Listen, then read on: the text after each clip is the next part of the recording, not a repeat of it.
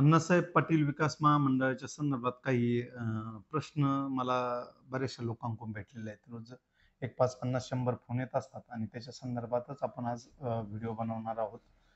की काय नेमके प्रश्न आहेत आणि कशाप्रकारे त्याचं सोल्युशन होऊ शकतं.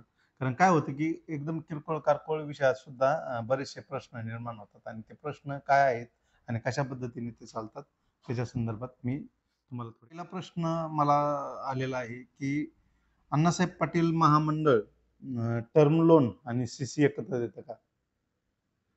तर हा प्रश्न मी वेगळ्या पद्धतीने सांगतो का term loan, CC, term loan आणि सीसी एकत्र आणि ऑदर लोन, व्हेकल लोन हे सगळं अण्णासाहेब पाटील महामंडळाकडून याचा व्याजाचा परतावा भेटतं. लोन अण्णासाहेब पाटील महामंडळ देत नाही. प्रश्न पुढे बी आहे, परंतु हे मी क्लिअर सांगितलं तुम्हाला की अण्णासाहेब टर्म लोन, सीसी एकत्र घेता येते का? तर घेता येते. टर्म लोन बी सेपरेट घेता येतं, सीसी सेपरेट घेता येतं. अदर काही लोन असेल तर ते बी घेता येतं 100%. अण्णासाहेब पाटील महामंडळ कमर्शियल व्हेकलसाठी व्याज परतावा देते का? तर अण्णासाहेब पाटील महामंडळ कमर्शियल व्हेकलसाठी व्याज परतावा देते. पिवळ्या पाट्याच्या गाड्या तुम्हाला म्हणतो त्या. अण्णासाहेब पाटील ट्रॅक्टर साठी सुद्धा व्याज परतावा स्कीम चालू झालेली आहे. ते सुद्धा अण्णासाहेब पाटील महामंडळाकडून आपल्याला घेता येतं. त्यासाठी महामंडळ कर्ज देते. महामंडळ कर्ज देत नाही, हात जोडून विनंती आहे. महामंडळ फक्त व्याजाचा परतावा देतं, हे लक्षात घ्या. महामंडळ व्याजाचा परतावा देतं.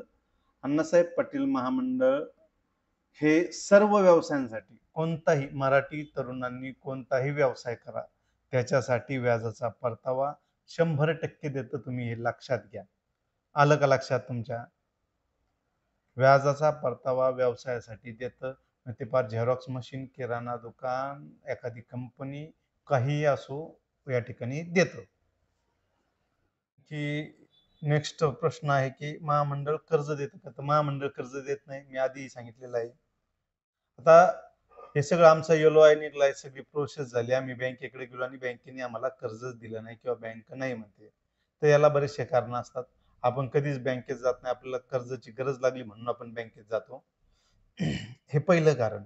त्यानंतर दुसरं कारण असं आहे की आपण बँकेमध्ये ट्रान्झॅक्शन केलेले नसतात, बँकेत आपलं अकाउंट नसतं आणि हा प्रॉब्लेम बऱ्याचशा लोकांचा आहे की ज्यावेळेस कर्ज काढायचं त्यावेळेसच बँकेचं अकाउंट उघडतं. तर हे सगळं माहोल तयार करावा लागतो. आपण जर व्यावसायिक असू किंवा आपल्याला व्यवसाय करायचा असेल तर आपण सर्वात प्रथम बँकेत गेलं पाहिजे, त्याचं अकाउंट ओपन केलं पाहिजे.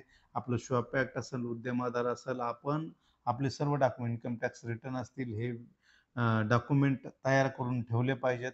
ज्यावेळेस आपल्याला कर्जासाठी प्रकरण टाकायचे त्यावेळेस प्रोजेक्ट रिपोर्ट आपण बनवला पाहिजे. ह्या गोष्टी आपण केल्या पाहिजे, त्यावेळेसच आपल्याला कर्ज भेटू शकतं, हे आपण लक्षात घेतलं पाहिजे.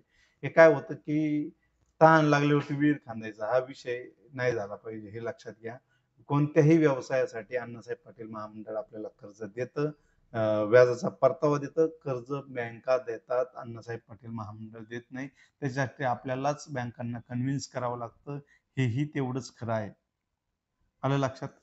आता नेक्स्ट प्रश्न असा आहे की गट कर्ज म्हणजे नेमकं काय आणि ते किती दिलं जातं?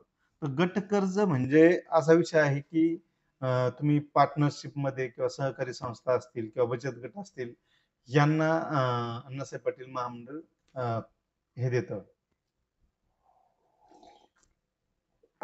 व्याजाचा परतावा देतं. तर व्याजाचा परतावा 50 लाख रुपयापर्यंत असतो. इंडिव्हिज्युअलला 15 लाख रुपयापर्यंत.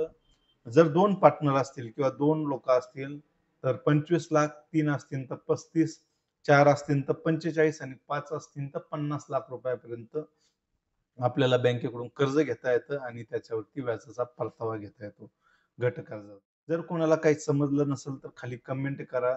माझा मोबाईल नंबर आहे, त्यावरती कॉन्टॅक्ट करा.